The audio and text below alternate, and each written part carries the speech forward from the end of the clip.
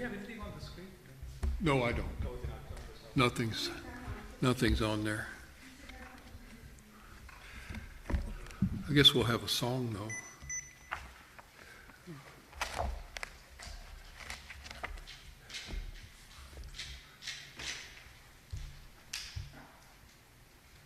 Did you want to lead a song? Or? You want me to? Who's got prayer tonight? That might. Yo, let me do the songs. You do prayer. According to the. Yeah, I'll do a song. It's gonna call for Bradshaw.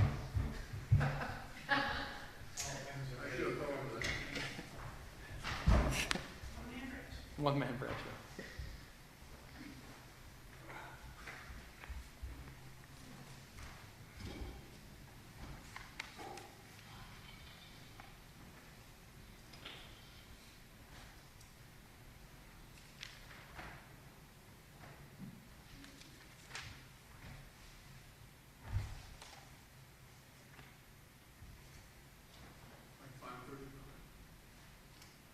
Oh, okay.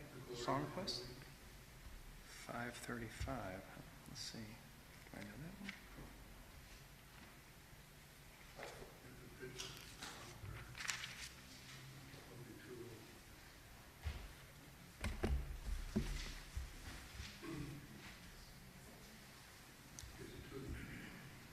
Oh.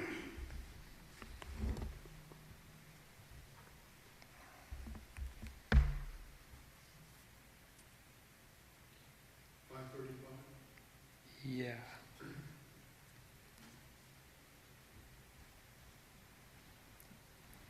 I need to get glasses.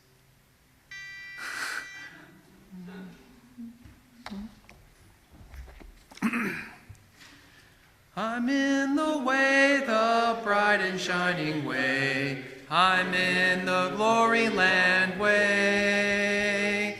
Telling the world that Jesus saves today. Yes, I'm in the glory land way. I'm in the glory land way. I'm in the glory land way. Heaven is nearer and the way groweth clear, for I'm in the glory land way. List on the call, the gospel call today. Get in the glory land way. Wanderers come home, oh hasten to obey, for I'm in the glory land way. I'm in the glory land way. I'm in the glory land way. Heaven is nearer and the way groweth clearer, for I'm in the glory land way. Onward I go, rejoicing to his love. I'm in the glory land way. Soon I shall see him in that home above. Oh, I'm in the glory land way. I'm in the glory land way. I'm in the glory land way. Heaven is nearer and the way groweth clear, for I'm in the glory land way.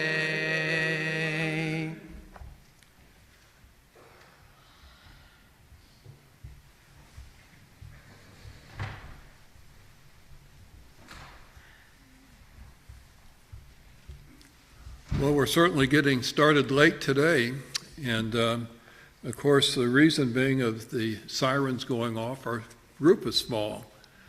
People didn't know whether they should get out tonight or not, but really bad weather and hurricane or tornadoes actually going on. But we're safe, and I think most of that is past now. So it's really good for us to be here this evening.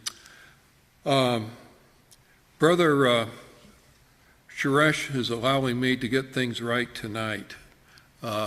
Last week, I wasn't at all pleased with the presentation I gave. I had a great outline, but the whole problem was I didn't follow it. And I took things out of order. And it was for the purpose of introducing chapter 13 in our study, studying sin seriously. And so if you'll turn in your books to page 119, I will speak this evening, and then for the rest of this, Brother Ramazetti will be teaching the class. But I'm going to follow pretty much the author this evening. He has some very good comments. He begins with J.W. McGarvey, after confessing his failure in being able to set forth the enormity of sin, said, "So I have come to the conclusion, after a great deal of reflection and a great deal of mental effort, that about the only correct gauge we have with which to measure the enormity of or hideousness of sin is the punishment that God has decreed against it." Right there, that really impresses upon us how serious sin is. Sin is the only thing that will keep you out of heaven. It is the only thing that will put you in hell. And he gives these scriptures that certainly support that point of view. Indeed, the sin is a three-letter word which begins the longest sentence. And that sentence is eternity in hell. So he refers to Luke 16, verses 19 through 31, which is the story of the rich man and Lazarus. And he's right when he says that this is an amazing passage, giving us an insight into those things hid to mortal eyes, particularly of the realm of the condemned. Through this text, though this text discusses the intermediate state of the lost, which in this case is Tartarus, and it's the word that you find in 2 Peter 2 and verse 4, is a graphic and accurate presentation of what was the eternal state, Gehenna, which is the word in Matthew 10:28, of the lost will be like. This is one of the reasons why I do not refer to that account as being the parable of the rich man and Lazarus. It is not a parable. In a parable, you have the kingdom of heaven, for instance, is like this or is like that. You know how the parables begin. He's not saying this is what heaven or hell is like. He says this is it. This is what it is, heaven and hell. Otherwise, we wouldn't be able to study it the way we do. And so also we see here that it is the intermediate state is fixed and established. And the final condition must, and he uses the word, fortunei, be more so. And that's not a word I use very often, but it is Latin. And the idea is, with greater reason, we find that this is even more convincing than what we already have. So what we see here, that hell is real. There is a hell. We see the description of those who will eventually go into it with this study. Heaven suggests it, redemption implies it, and judgment demands it. This is a very significant statement that our brother has made here. He says heaven suggests it, redemption implies it, and judgment demands it. And why is this? The existence of hell confirms God's eternal righteous nature. if there was no hell, if there was no consequence for sin, God could not be the God that we know, that loves righteousness, good, and despises evil. And so sin must have consequence. And that consequence is eternal in nature. I remember years ago when we were debating a skeptic. Brother Mack and I were involved in a debate with a skeptic. The skeptic made fun of hell and saying, how can an all-good God consign a person to hell eternally? And the question is, why wouldn't he do it? Because that really is his nature.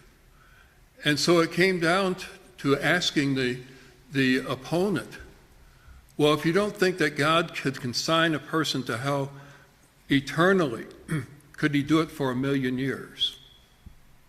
No. A good God couldn't do that for 1,000,000 years. What about for 1,000 years? No. Not for 1,000 years. Could God, if he's a good God, consign a person to hell for 100 years? No. For a year? No. For 1 day? For 1 hour? For 1 minute? For 1 second? And the answer to all those questions was no. So there is no such thing as a righteous God. It makes no difference what you do, whether it's good or evil. If you're good to other people or you mistreat other people, makes no difference whatsoever. But the opponent knew that as soon as he said, for instance, God couldn't do it for 1,000,000 years, but he could do it for 1,000 years, he's got to be able to justify that. And so to be consistent, he had to say no to all of these questions. And so he's passing judgment upon God in this way. Notice our author in the first point under here says, hell is not merely a condition or state of mind or imaginative evil. Rather, the realm of the condemned is spoken of as a place. In fact, when we're looking at the rich man and Lazarus, you read that it's a place. Let's all turn to Luke chapter 16 for a moment and see if we can understand the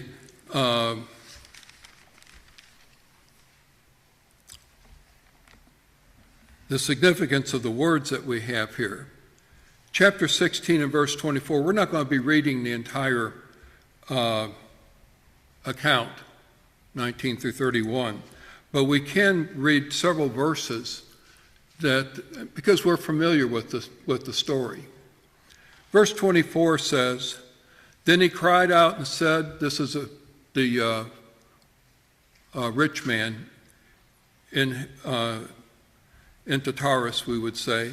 He cried and said, Father Abraham, have mercy on me, and send Lazarus that he may dip the tip of his finger in water and cool my tongue, for I am tormented in this flame. You see that we talked about last time whether fire is really inadequate, if fire is really what he's experiencing here, and we said no. But it's the closest thing that we have to describe hell. And remember how we came to the conclusion that we're not talking about literal fire here, but what fire represents. And do you remember the passage that we considered that showed this to be the case? Remember that passage?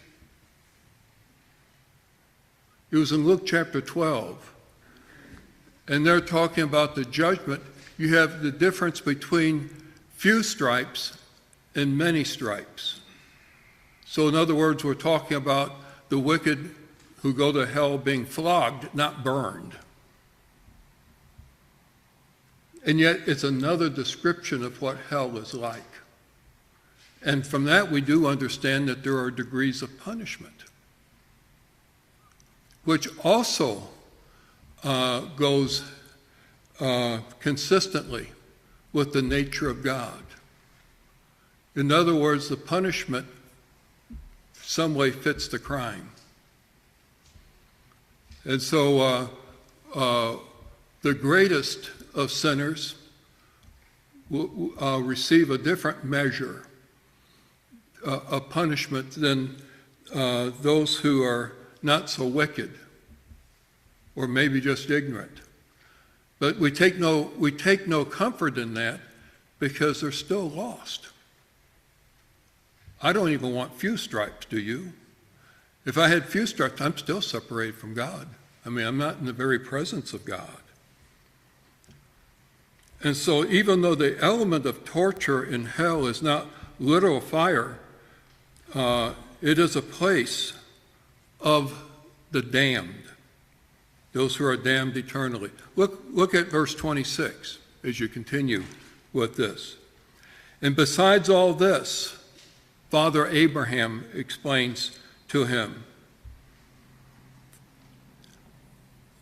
between us and you there is a great gulf fixed, so that those who want to pass from here to you cannot, nor can those from there pass to here to pass to us. So they are there, we are here. They're two different places. And then finally, this is conclusive when you look 2 verses later in verse 28. For I have 5 brothers that he, that is, that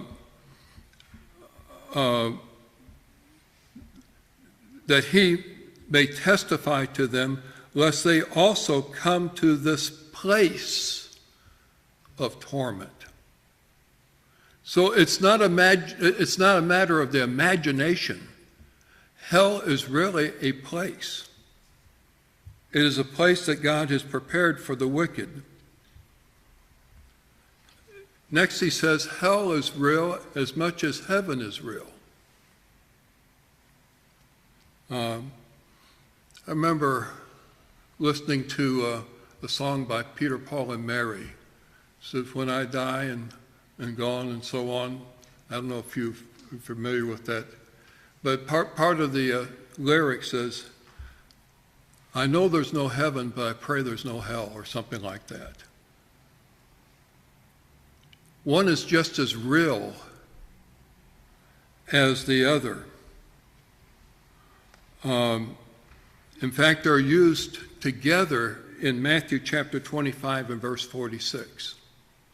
The righteous go into the joy of their Lord, into heaven, while the wicked go into hell. If we cannot believe in the existence of one, then we cannot consistently believe in the existence of the other. But once again, people will say this, that, there's heaven, but there's no hell. And we in this society have grown the practice of creating our own truth. Truth is whatever we decide it to be. If I think this way, if I say it enough times, I get enough people to agree with me, then it's true. But God is not confined to that. That's another example of how we spurn authority. Not only authority of civil government, but the authority of God. And so people think, well, if I deny that, then it's not true.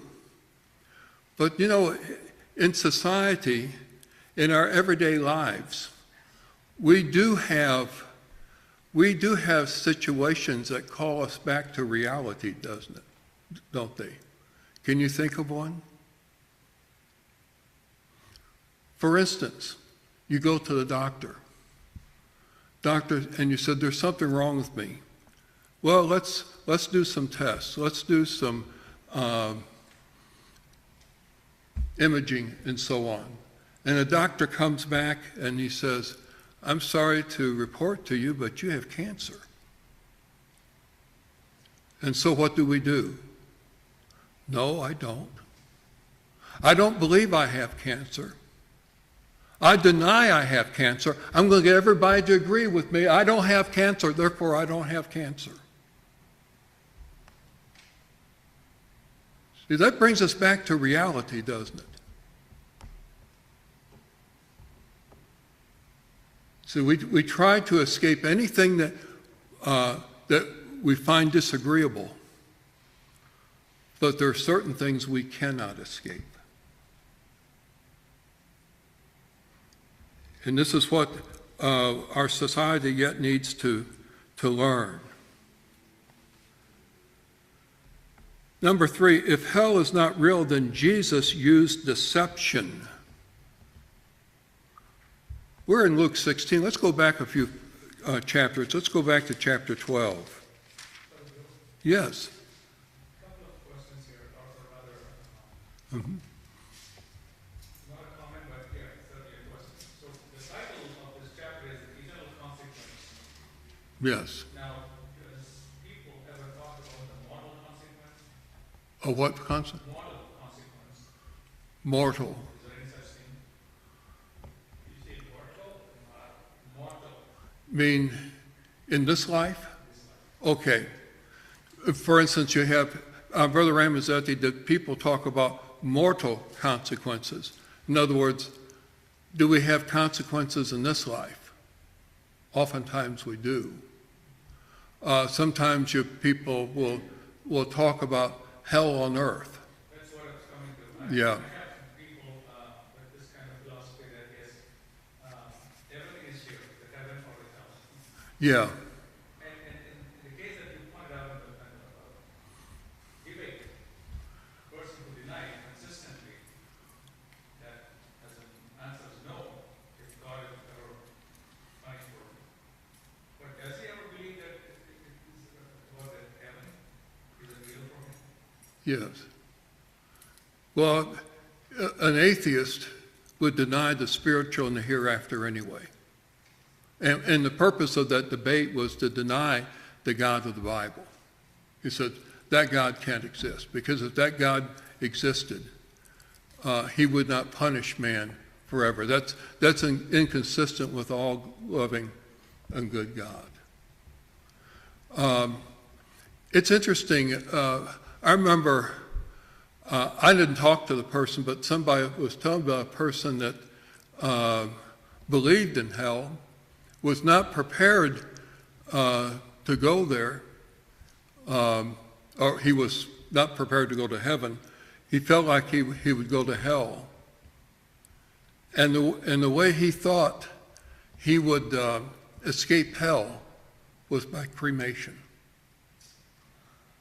So the idea was if my body is cremated, then there's nothing for me to be tortured. Well, obviously when we're not talking about fire here, because if we're talking about this body, as Sister Shirley's pointing out, if you're in the description of hell as we have here, everlasting fire, your body would be, in just a matter of seconds, would be destroyed eternally. So we know that we're not actually talking about literal fire, and we're certainly not talking about the body that we have right now. In fact, we expect, for the righteous, we expect to have a new body.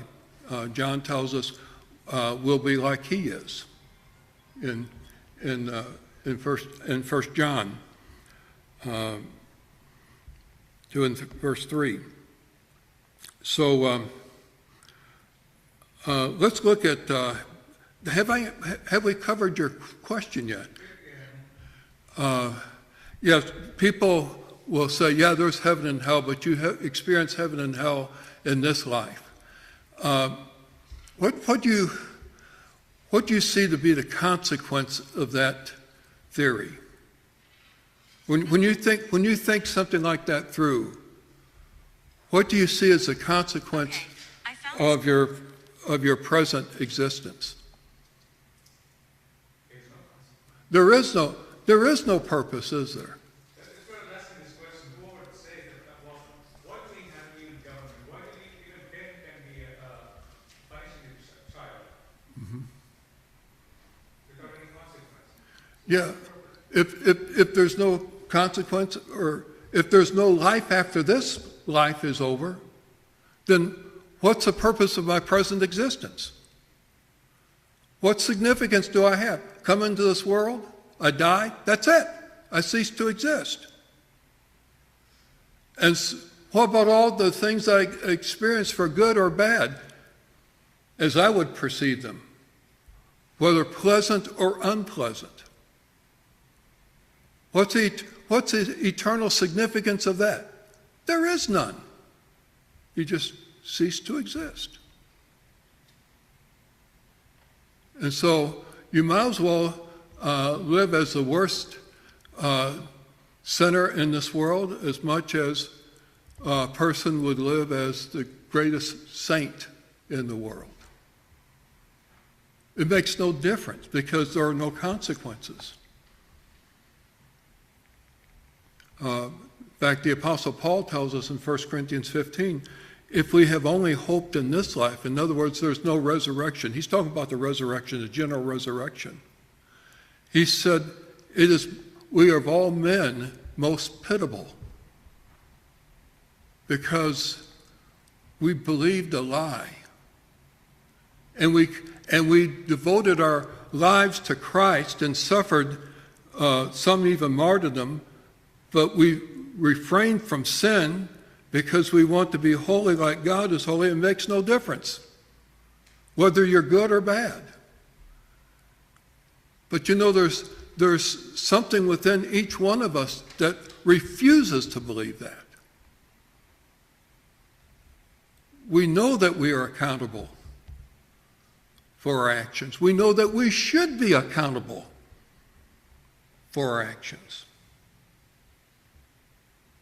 We know that for some reason, we feel obligated to do what we are convinced to be right, and we know that there is right, and we are obligated morally to avoid that which we think is wrong. We know that. And I know that you know that. In fact, if you do something wrong, I will argue with you concerning that. You shouldn't have done that. And what's the first thing the person who is accused does? He's not necessarily deny. Why would he deny it? He will try to justify himself. He's going to try to tell you, yeah, well, I did the right thing. You said, no, you didn't do the right thing. But I feel obligated to convince you and myself that I did do the right thing. What difference does it make?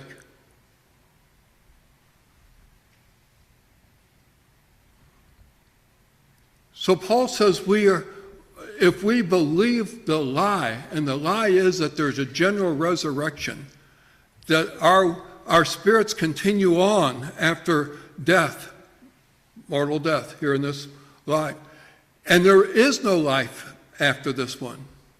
We believe a lie, and we are of all men most pitiable.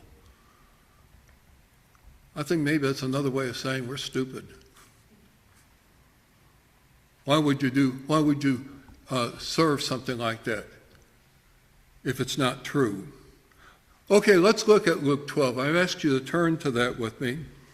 And we're going to look, I'll tell you what, let's begin with verse 1. He gives us verses 4 and 5. But I think this is significant for us. Beginning with verse 1 of Luke 12. In the meantime, when an innumerable multitude of people had gathered together so that they trampled one another, he began to say to his disciples, first of all, beware the leaven of the Pharisees, which is hypocrisy.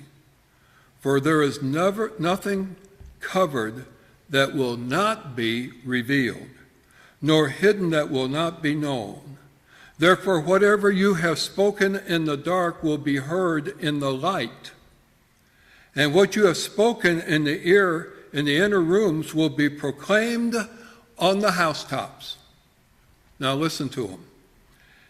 And I say to you, my friends, do not be afraid of those who kill the body, and after that have no more that they can do. But I will show you whom you should fear. Fear him who, after he has killed, has power to cast into hell. Yes, I say to you, fear him.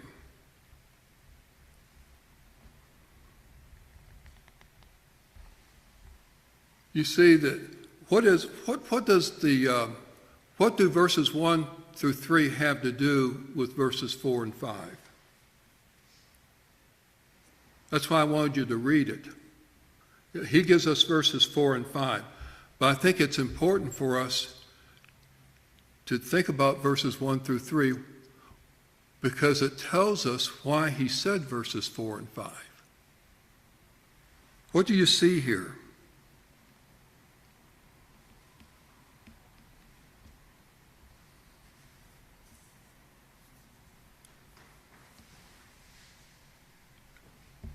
What are you seeing here? Was he talking about Satan there? Is he talking about Satan? Fear him who, after he has killed him. Oh, I see, the him. Yeah, well, he's talking about anyone who would have that power to do that. The him here could be, it could be a human being. It could be somebody that would try to take their lives simply because they're Jesus' disciples. He says, you don't fear him. You fear the one that has the power. So it's, I wonder what the other original Greek is. It's uppercase. Jesus is talking about God the Father here. Fear of him. Yeah, So what Jesus is saying is, fear God, there is a consequence. yes. And he, I should be speaking to the people, but in the debate, or people who think that, good God, how can good God do this? But it is very clear from Jesus. Mhm. These are the words Jesus did not speak. In other places, Jesus said, I am not speaking on my own. Yeah, you make a very good point here because I was referring to the those in the previous verse.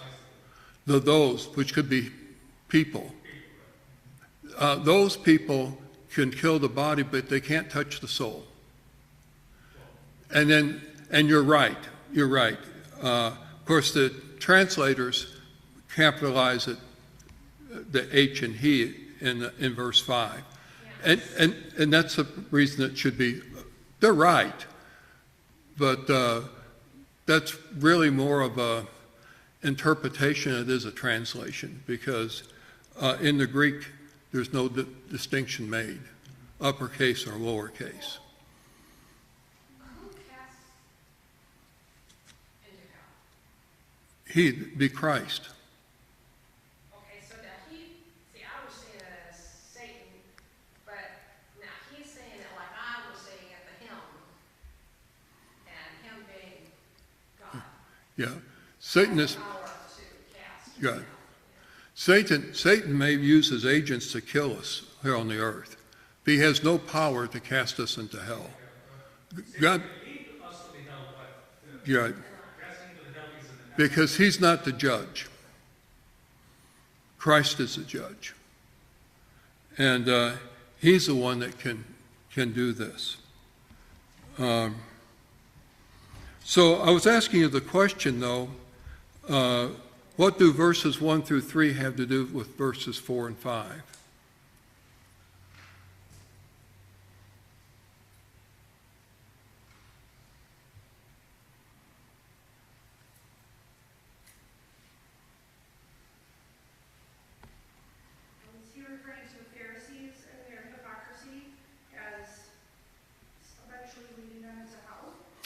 Yes. Sister Jennifer says, is he talking about the Pharisees and their hypocrisy leading them to hell?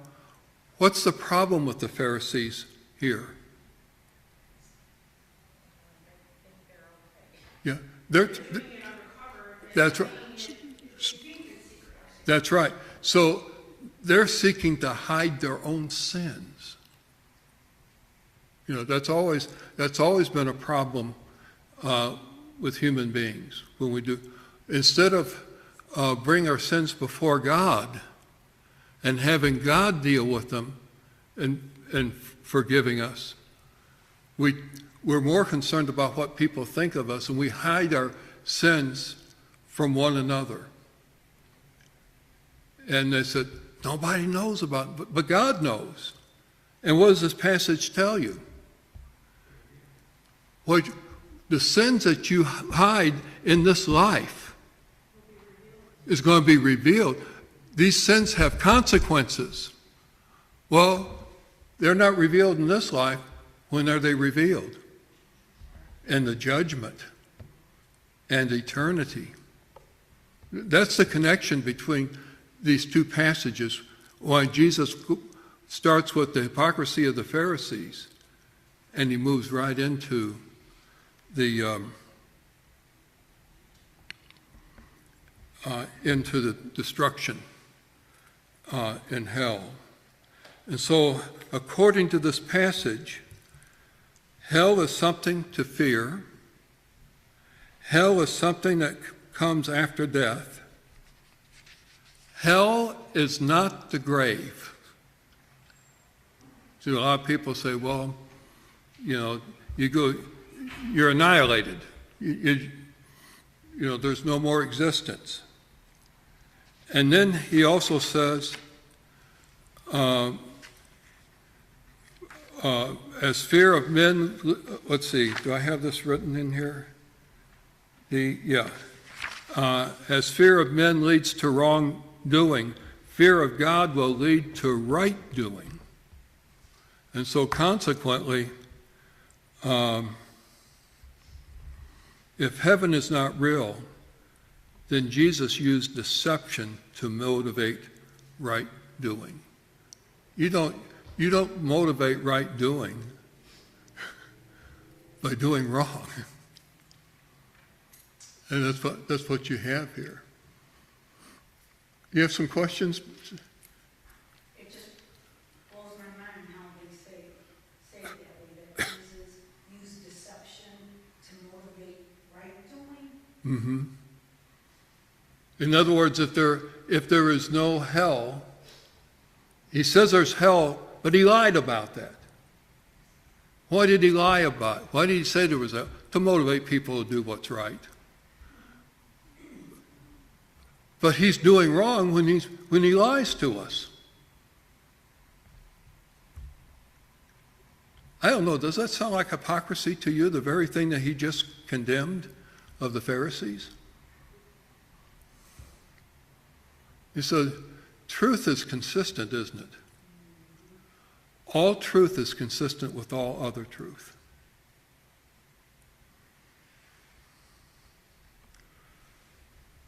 Well, my goodness, the next section is pretty long.